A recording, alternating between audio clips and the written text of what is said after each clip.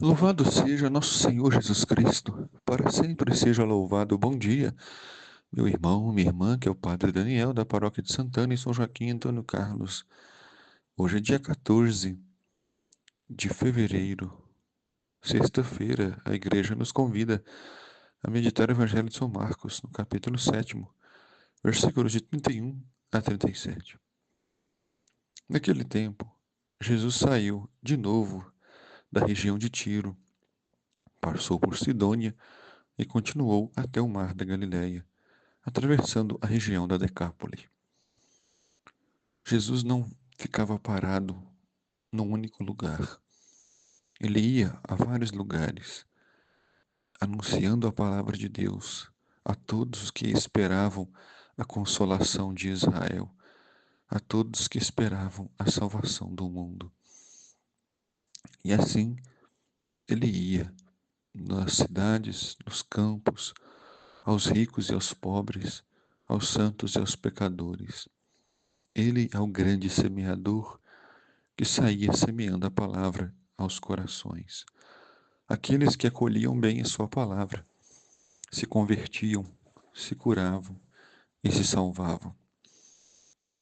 Atravessou então na cidade da Decápole quando trouxeram um homem surdo que falava com dificuldade e pediram a Jesus que lhe impusesse a mão. Para o povo da Bíblia e para a nossa vida de fé, o sentido mais importante que temos é o sentido da audição. Quem não ouve bem, não fala bem. Quem não ouve bem, não se comunica bem. Isso é muito claro. E com Deus também é assim. Quem não ouve a Deus não se comunica bem com Ele. E não fala corretamente do seu evangelho. Então esse homem tem um problema gravíssimo. Ele é surdo. Mas não é surdo de nascença. Porque ele falava com dificuldade, ou seja, ele um dia ouviu, mas por causa do seu egoísmo, do seu pecado, da falta de fé, passou a falar com dificuldade.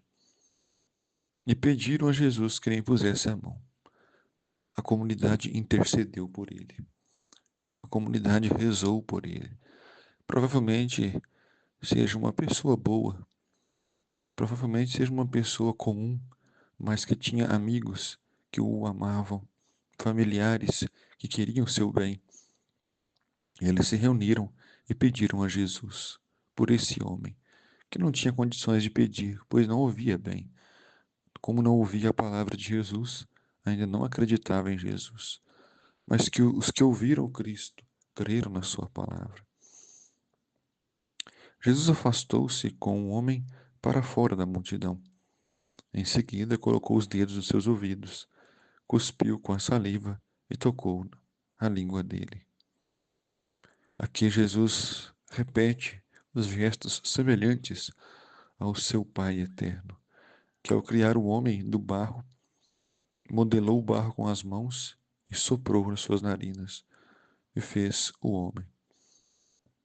Ele também coloca a mão nos seus ouvidos e com sua saliva toca na língua. Olhando para o céu, suspirou e disse, Éfata, que quer dizer, abre-te. Imediatamente seus ouvidos se abriram, sua língua se soltou e ele começou a falar, sem dificuldade. Então Jesus curou a sua surdez e, ouvindo bem, começou a falar bem, a louvar a Deus, a bendizer o Senhor. Jesus recomendou com insistência que não contassem a ninguém. Ou seja, o mais importante era ouvir e não ficar falando. O mais importante era exercitar a capacidade de ouvir a palavra de Deus. Mas quanto mais ele recomendava, mais eles divulgavam.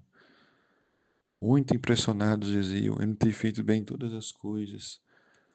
Aos surdos faz ouvir e aos mudos falar.